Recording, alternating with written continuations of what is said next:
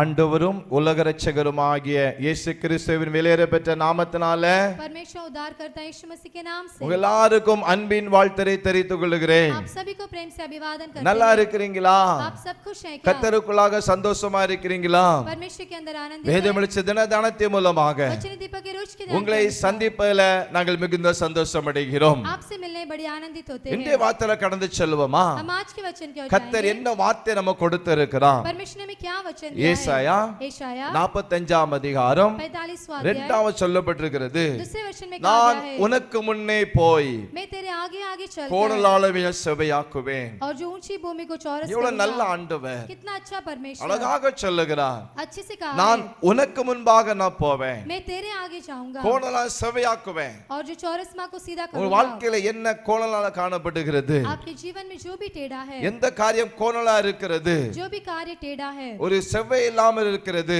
वो चौरस नहीं है. அந்த ஆண்டவர் சொல்லுகிறார், परमेश्वर कहता நான் है, உனக்கு நான் முன்னே போவேன். मैं तेरे आगे जाऊंगा. முன்னே போய் आगे जाकर எல்லா கோணலான வழியை सभी टेढ़े அவர் मार्गों को செவையாக்குவார். वो सीधा करेगा. ஆமென். ஆமென். செவையாக்கி चौरस அந்த सीधा காரியத்தை करके उस நிறைவேற்றுவார். कार्य को पूरा करेगा. அந்த காரியத்தை ஜெயத்தை கொடுப்பார். उसमें एक जय को देगा. ஒன்னு மாத்திரம் நினைங்க, एक सोचिए, அவர் உங்களுக்கு முன்பாக போகிறவர், वो आपके आगे जाता है, உங்களை காக்கிறவர், आपको संभालता है, உங்களை காக்கிற தேவன், आपको संभालने वाला உறங்குவதிலே परमेश्वर. தூங்குவதும் இல்லை. वो ना सोएगा ना அவர் ऊँघेगा. சொல்லுகிறார், वो कहता है, கோணலான செவையாக்குவேன். जो टेढ़े हैं उसे मैं सीधा करूंगा. செவையாக்கி सीधा करके ஆண்டவர் உங்களை परमेश्वर आपको இந்த நாள் ஆசீர்வதிப்பாராக, इन दिनों में आपको आशीष உங்களை करेगा, பலப்படுத்துவாராக. आपको बल देगा. நாம் ஜெபிப்போமா? प्रार्थना करेंगे. நல்ல பிதாவே, நன்றி செலுத்துகிறோம். प्यारे पिता, आपको धन्यवाद உடைய करते हैं. பிள்ளைகளுக்காக ஜெபிக்கிறேன். आपके बच्चों के लिए प्रार्थना ஒவ்வொரு करते हैं. ஆசீர்வதியும் हर एक को இந்த आशीष कीजिए. கோணலான வழியை, इस टेढ़े मार्गों को, கோணலான வாழ்க்கையை जो टेढ़े जीवन को செவைப்படுத்தி सीधा करके ஆசீர்வதிக்க வேண்டும் என நாங்கள் ஜெபிக்கிறோம். आशीष करने के लिए हम प्रार्थना அப்படி करते हैं. செய்ததற்கு உமக்கு ஸ்தோத்திரம். वैसे किए धन्यवाद. இயேசு மூலம் ஜெபங்களும் நல்ல பிதாவே. यीशु के नाम से मांगते अच्छे पिता. आमेन. आमेन.